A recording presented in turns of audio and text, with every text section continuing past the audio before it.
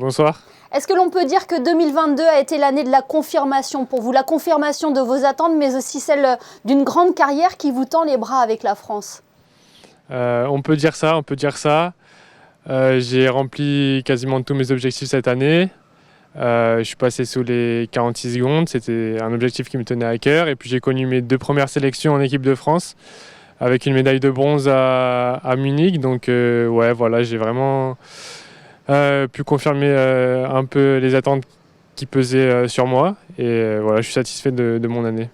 Oui, on va revenir ensemble, Théo, sur votre année 2022. Si on regarde dans le rétroviseur, votre année a très bien commencé. Elle a débuté à Caen avec votre titre de vice-champion de France sur 400 mètres.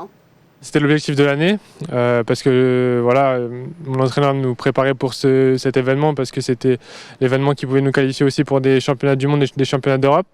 Je savais qu'en allant là-bas, il y avait moyen de pouvoir réaliser quelque chose de grand. Et puis voilà, j'ai réussi à me surpasser ce week-end-là en battant mon record personnel en qualification.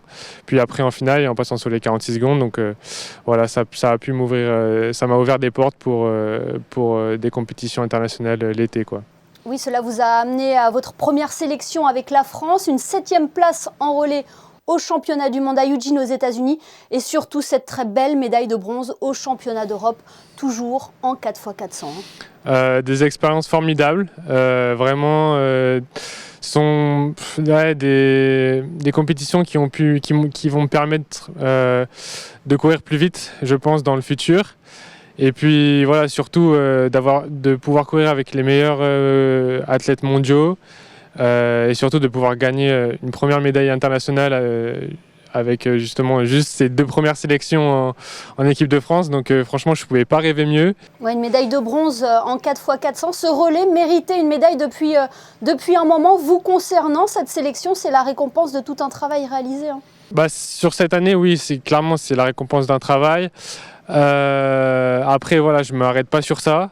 Je suis quand même content d'avoir apporté cette médaille. Voilà, maintenant, mais je vise quand même plus haut, et les Jeux Olympiques, les championnats du monde l'année prochaine. Donc voilà, j'espère que le travail que je fournis maintenant actuellement à l'entraînement va payer pour ces prochaines échéances. Oui, vous revenez d'un stage de 3 semaines à La Réunion. C'est ça l'objectif 2023, notamment avec l'équipe de France, mais aussi avec Monaco, parce qu'il va y avoir les Jeux des petits États d'Europe au mois de mai.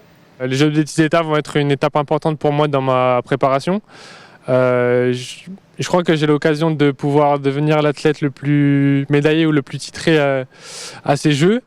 Donc c'est quand même quelque chose qui me tient à cœur. Et puis voilà, essayer de me qualifier pour les championnats du monde à Budapest en fin août. Et ça sera une étape importante pour moi dans l'optique des Jeux Olympiques de Paris, quoi.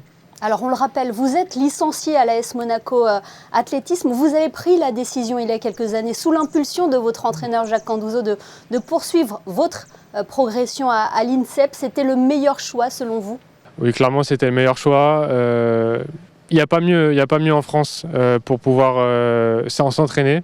On a des infrastructures qu'il n'y a pas ailleurs. Et du point de vue du double projet, mon projet professionnel qui est de devenir journaliste sportif, je peux pas espérer mieux pour concilier études et entraînement. Vous étiez d'ailleurs venu en stage à Monaco Info. Oui, il y a 4 ans de ça, et j'ai passé 2 bonnes semaines. Et quel souvenir vous gardez de vos années passées à Monaco? La principauté, c'est aussi vous récompenser, puisque vous avez été une nouvelle fois sacré sportif de l'année. C'est une récompense qui me fait beaucoup plaisir, qui me tient à cœur. Quand je reviens ici, c'est toujours un plaisir. Voilà, il y a toujours une ambiance familiale au club. Je suis toujours accueilli comme il se doit et ça me fait très plaisir, même, notamment quand on se retrouve pour les interclubs ou pour des compétitions comme les championnats d'Europe des petits États ou les Jeux des petits États d'Europe.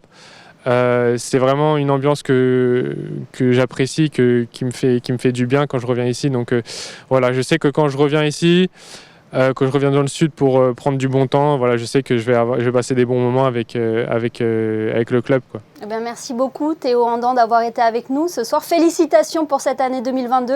Merci. Et on vous souhaite bien évidemment tout le meilleur pour l'année 2023. Merci, c'est gentil.